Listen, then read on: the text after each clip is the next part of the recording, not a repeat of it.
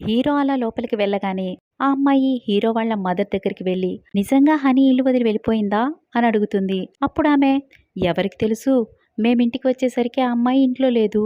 పోతే పోని బిడ్డలు కనలేని గొడ్రాలు వెళ్ళిపోవడం వల్ల మాకొచ్చిన నష్టమేం లేదు. కానీ ఈ విషయాన్ని నా కొడుకు అంత ఈజీగా యాక్సెప్ట్ చేయలేడు అని అంటుండగా ఆ అమ్మాయి తన మనసులో అయితే ఈరోజు హాస్పిటల్కి వచ్చింది హనీనే అని అనుకుంటా. అమ్మా మీరేం బాధపడకండి, కొద్ది రోజుల్లో అతను ఆవిడను మర్చిపోయేలా నేను చేస్తాను అని ఆవిడ అనగానే హీరో పేరెంట్స్ ఇద్దరు హ్యాపీగా నవ్వుకుంటారు. అప్పుడు మళ్ళీ ఆ అమ్మాయి తన మనసులో హీరోయిన్ గురించి నువ్వు వెళ్ళిపోయిన దానివి, మళ్ళీ ఇంటికి రాకు.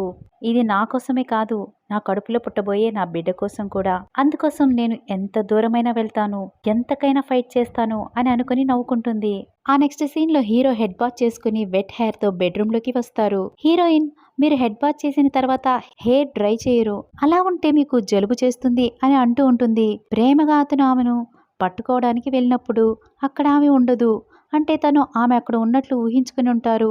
దాంతో అతను హనీ నువ్వు ఎప్పుడు రిటర్న్ అవుతావు, నేను చాలా మిస్ అవుతున్నాను అని అనుకుంటూ అక్కడున్న థింగ్స్ని చూడడానికి వెళ్ళినప్పుడు అతనికి ఒక విషయం అర్థమవుతుంది.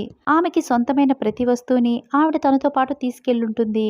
కానీ హీరో ఆమెకి గిఫ్ట్ చేసిన ప్రతి వస్తువుని అక్కడే విడిచిపెట్టుంటుంది. దాంతో అనుమానం వచ్చిన హీరో వెంటనే ఆవిడికి నేను నీకు గిఫ్ట్ చేసిన ప్రతి వస్తువుని ఇక్కడే వదిలేసి వెళ్ళిపోయావు ఎందుకు అని మెసేజ్ చేస్తారు. ఆ మెసేజ్ చూసిన హీరో పేరెంట్స్ ఇప్పుడు ఏం చేయాలి, కోడలు ఇల్లు వదిలి వెళ్ళిపోయిందని విషయం కొడుక్కి తెలిసిపోయిందంటే ఆ తర్వాత ఏం జరుగుతుందో, ఇప్పుడు ఏదో ఒకటి చెయ్యాలి అని హీరో వాళ్ళ మదర్ అనగా హీరో ఫాదర్ నేను అర్జెంటుగా మూవ్ అవుతున్న హడావిడిలో కొన్ని థింగ్స్ అక్కడే మర్చిపోయాను, అయినా ఆ వింటర్ డ్రెస్సెస్ నాకు ఇప్పుడు నచ్చట్లేదు అందుకే వదిలేశాను అని రిప్లై ఇస్తారు. దాంతో హీరో ఆ డ్రెస్సులు నీకు నచ్చకపోతే నీకు కొత్తవి ఆర్డర్ చేస్తాను అని మెసేజ్ చేస్తారు. ఆ తర్వాత అతను హీరోయిన్ ఫ్రెండ్కి కాల్ చేస్తారు. దాంతో హీరోయిన్ ఫ్రెండ్ నీ హస్బెండ్ నాకు కాల్ చేస్తున్నారు అని హీరోయిన్తో అంటుంది. హీరోయిన్ ఇగ్నోర్ చేసే అని అంటుంది.